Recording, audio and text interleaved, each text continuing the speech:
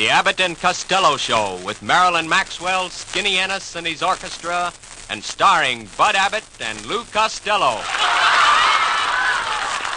Costello. Hey. Come on, Costello. Hey, tell me, what were you doing up in Beverly Hills this morning? Come on. Up in Beverly Hills this what morning? Were you doing up in Beverly Hills this morning? I'm up in Beverly Hills every morning. I always stop by Hetty Lamar's house. I holler, "Hey, Hetty!" And then what? I throw the morning paper on a porch and go to my next customer. Oh. Delivering papers at your age. You ought to be ashamed of yourself, you idiot. Why don't you get yourself a real job? Don't you want to grow up and be a failure? Do you want to be one? Oh, no, that's bad. Well, certainly it's bad. Do you want to be a fellow that spends all his time in pool rooms? Oh, no, that's bad. Do you want to be a fellow that hangs around stage doors and picks up chorus girls? That's bad? I mean, why don't you go out and get yourself a job? Oh, I don't have to, Abbott. My father went out and found a job this morning. Doing what? We don't know yet. My mother don't start till tomorrow. Costello, why don't you be like me? I work. I save a little money every week. By the time I'm 65, I'll have a nice little nest egg. Abbott, by the time you're 65, you'll be too old to hatch. I'm willing to go to work, Abbott. I got a great idea for an act for you and me. We'll go in the photo. Hey, now that sounds good. What is it? Well, first the curtain goes up. I come out, sing and dance, tell a few jokes. Then the curtain comes down. Then the curtain goes up again. I come out, sing, dance, tell some more jokes, and then the curtain comes down again. Then I tell some more jokes. Wait a minute. Wait a minute. Where do I come in? That curtain don't work by itself, brother.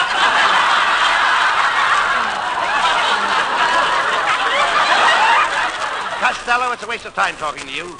The only job you'd be good at is to replace a moron. Abbott, I couldn't take the bread and butter out of your mouth. What's the matter with you, Costello? Why don't you get some ambition? Get some scruples. Scruples? What do I want with Russian money? Scruples. I'm talking about scruples. Scruples give you incentive, ambition. Scruples drive you on. Oh, I got one of those. One of what? A scruple driver. A scruple driver. In my tool chest with my munkle wrench and my jackal knife. I talk, man. Please, Lou. You know, you're a shining example of that old saying, laziness is the father of all evil. Yes, and a loaf of bread is the mother of an airplane. Wait a minute. A loaf of bread is the mother of an airplane? Sure, I'll prove it to you. What is a loaf of bread? Well, that's a necessity. And what's an airplane? An invention. Well, ain't necessity the mother of invention? Look, Costello, why don't you get yourself a steady job? Hard work never hurt anybody. You're right, Abbott. I was just reading a story the other day that proves it. What was it called? The Three Little Pigs. It goes like this. Once upon a time, there were 3 little pigs, and they were Wait, very cute. what was little the pigs. first pig's name? His name was Inky. Why did they call him Inky? Because he was always running out of the pen. Abbott, will you please stop butting in and let me tell a story? Go ahead. Now, keep your mouth shut. All right. Now, you go on over to the coal yard and show him what a real clinker looks like. Here. Be nice. You go ahead and tell your story. Now, the mother pig was a big fat sow, and she raised a special kind of cabbage. Now, wait a minute. What kind of a cabbage could a sow raise? Ain't you never heard of sauerkraut? And the father pig worked in a foundry. What did the father pig do in a foundry? Who said that? I did, in case you asked me. He was making pig iron. Now, these pigs lived on a farm, and right next door was a family of cats. So one day the cats... Maltese cats? Yes. Now, what'd you say? Maltese cats? Maybe you're Maltese cats, but my ma loves cats. No. There are different kinds of cats. Maltese cats and Persian cats. Oh, now ain't she satisfied? She ain't even satisfied with teasing cats. She's gonna poison them too. Shame on your ma. No, Shame on that. Costello. Now, just a minute. Ma poison Now, cat. take it easy, please. Costello, my ma has 3 cats, and she wouldn't hurt her feline. Abbott, you just said your Maltese cats and Persian cats, and that will hurt their felines. Costello, there's absolutely no sense to this at all. Well, where there's no sense, there's no felines. No, never mind. Will you stop getting me mixed up? All right, go ahead. Come on, continue. Okay, now, there was one little kitten in the family that was always beating up his father. Wait a minute. Now, just a minute. How could a kitten beat up his father? Because it says right there in the book that kitten was always licking his paw. That's all. I asked you to keep your mouth shut. Go ahead. Now, this little kitten used to play with the 3 little pigs, and sometimes they would climb the fence into the pasture and milk the cow. Now, just a minute. How could 3 little pigs and a kitten milk a cow? Well, first they would feed the cow hay. Yes. Then they would give the cow a lot of water, and then they would crawl underneath and drain his crankcase. Abbott, for the last time, keep out of this. All right. Go ahead. Now, the 3 little pigs were afraid of the big bad wolf. He was their enemy. So they... I see. The wolf was their antagonist. Yes. He was... Could I have that again? The wolf was the pig's antagonist. How could a wolf be their antagonist? This was a he-wolf.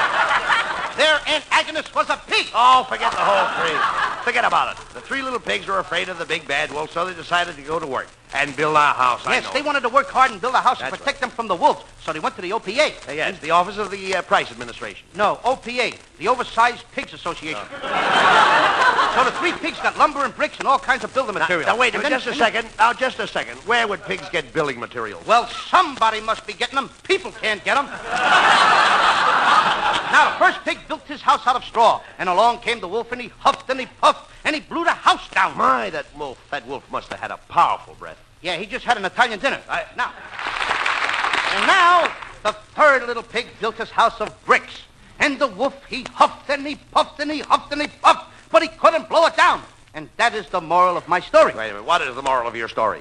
Girls, the next time a wolf starts huffing and puffing at you, head for the nearest pile of bricks.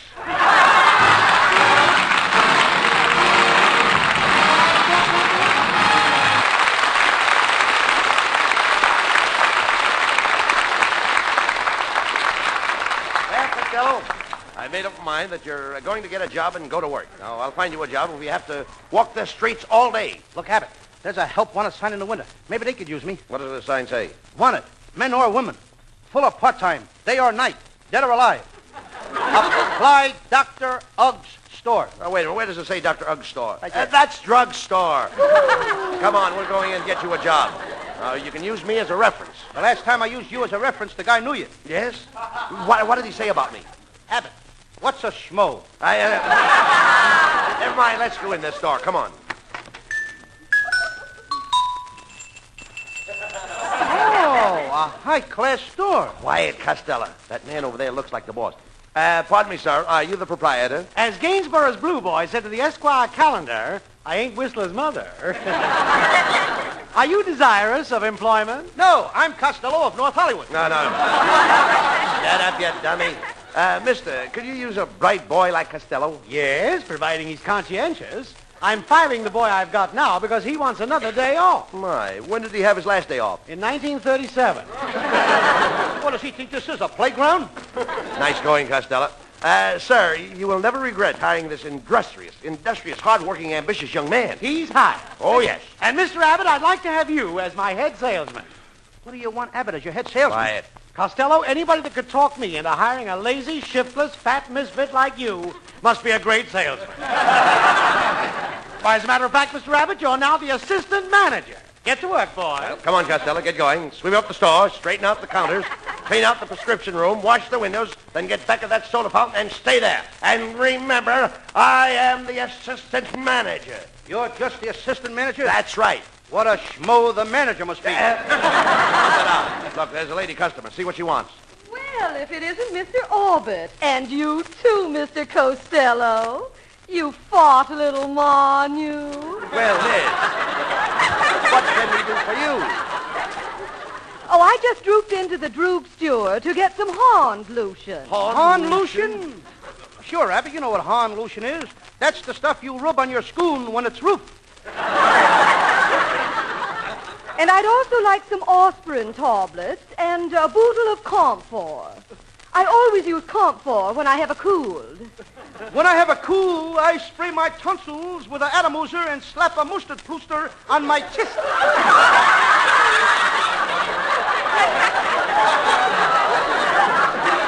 Well, I must be toddling along. As we say in Spanish, la que yo mañana split a siesta to you. And a leaky banana splitting a kisser to you, too. Well, come on, customer. Yes, here I come. Come on, get going. The store's full of people. Now get busy and wait on those customers.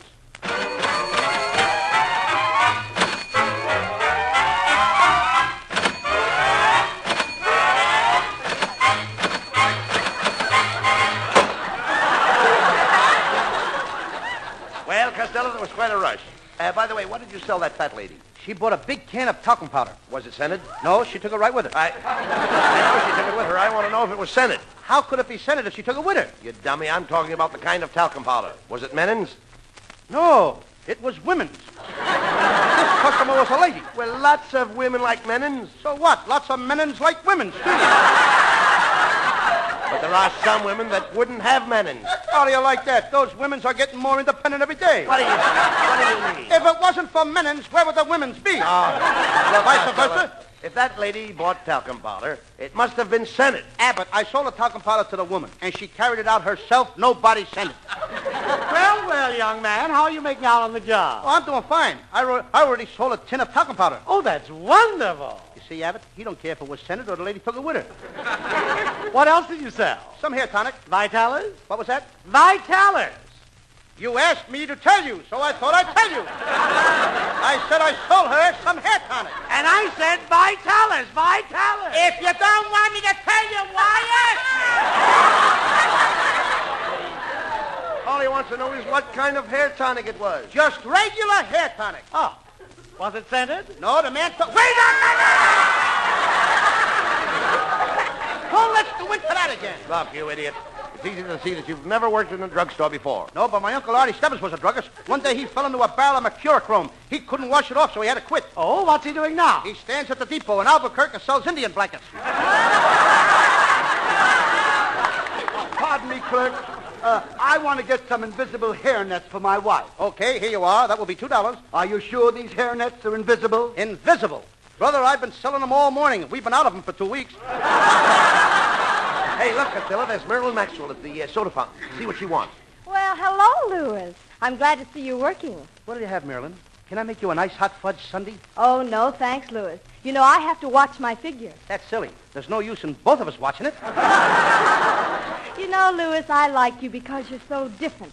Most boys of your age think of nothing but necking. You're the studious type. Yes, I do a lot of thinking.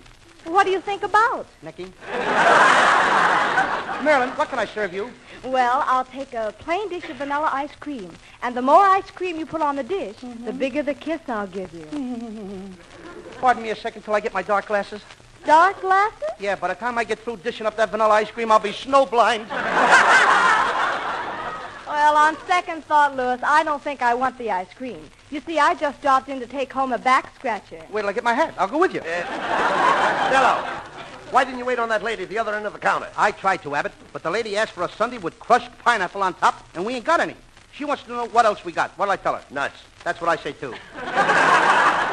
But she wants to know what she can have instead of pineapple. Nuts. Tell her nuts. Abbott, you can't treat a customer like that. All the poor lady wants is something on top of her sundae, and you say nuts. That's right. Abbott, I've heard of clerks being independent, but this is ridiculous. Look, Costello, the woman wants something on top of her sundae, and you're all out of the pineapple. That's right. Then give her the raspberry. Give her the raspberry?